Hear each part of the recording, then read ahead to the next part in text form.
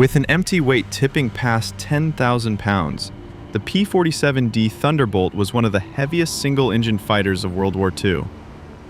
On paper, it looked more like a lumbering brute than a thoroughbred dogfighter.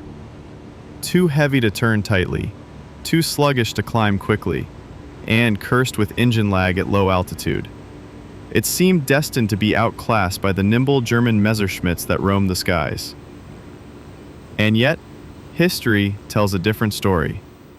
Pilots like Francis Gabby Gabreski and Robert Johnson used the Thunderbolt to carve out one of the highest kill ratios in the entire European theater. How did a machine that appeared so mismatched for air combat rise to become a titan of the skies?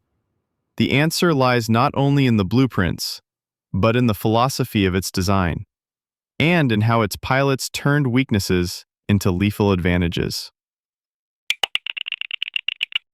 The Thunderbolt's most obvious burden was its weight. Compared to its chief rival, the German Bf-109, the P-47 was a giant. That extra mass translated into a sluggish rate of climb, leaving it at a serious disadvantage in vertical engagements. German pilots knew it well, soaring above, waiting for the perfect moment to pounce, their superior climb rate giving them the high ground. And in aerial warfare, altitude often means survival. The weight also stretched the Thunderbolt's turning radius, making it clumsy in a close, twisting dogfight. Luftwaffe pilots quickly learned to bait Allied flyers into prolonged turning battles the P-47 was almost guaranteed to lose. As if that wasn't enough, the Pratt & Whitney R2800 engine, though immensely powerful, had a quirk. Below 15,000 feet, its turbo supercharger suffered from lag. A split-second's delay in throttle response could be fatal when facing the instant punch of the Messerschmitt's Daimler-Benz engine. On paper, the P-47D seemed like a disaster waiting to happen. Redefining the role of a fighter. But the designers at Republic Aviation weren't trying to match the Bf-109 on its own terms. They knew the Thunderbolt couldn't outturn or outclimb its rivals, so they built it to fight differently. The P-47's massive fuselage wasn't just dead weight, it carried an enormous fuel load. And with external drop tanks, it could escort Allied bombers all the way to targets deep inside Germany. Suddenly, it wasn't a duelist, it was a guardian. And in combat, its bulk became a terrifying weapon. That same weight that crippled its agility gave it unmatched speed in a dive. The P-47 could plummet past 500 miles per hour, a velocity at which enemy fighters grew stiff and unresponsive. Thunderbolt pilots used this to perfect a deadly style of combat: boom and zoom. They swooped down in devastating firing passes, unleashed their guns, and meant taking heavy fire. And here the P-47 earned its fearsome reputation as the Jug, short for Juggernaut.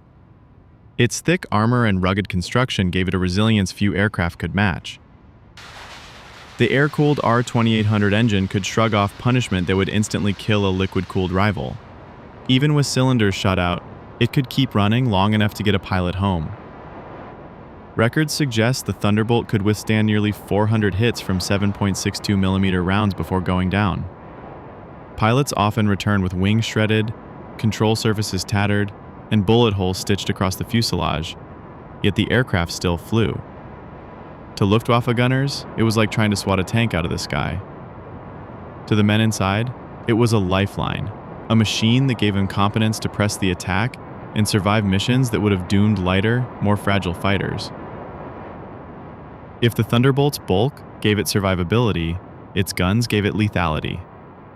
The P-47 carried 8 50 caliber Browning M2 machine guns, 4 in each wing, creating one of the most fearsome broadsides of the war.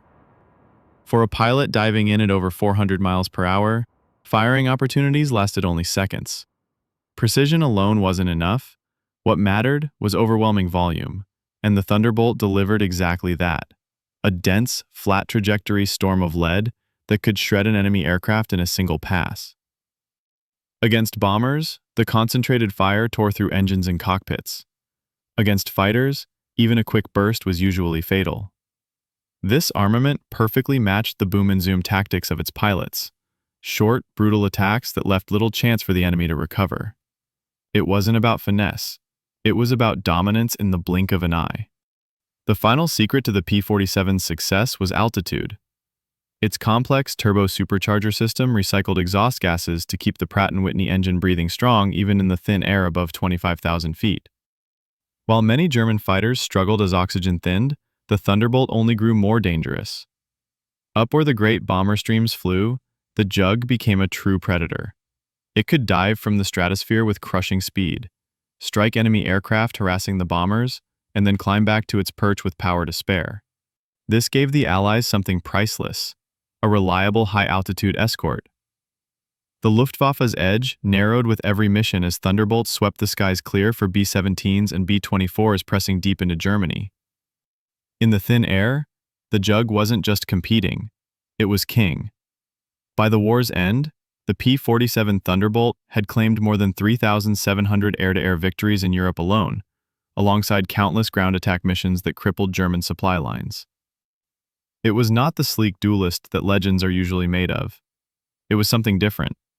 A brute that turned weight into diving power, sluggish response into tactical discipline, and sheer bulk into unmatched toughness.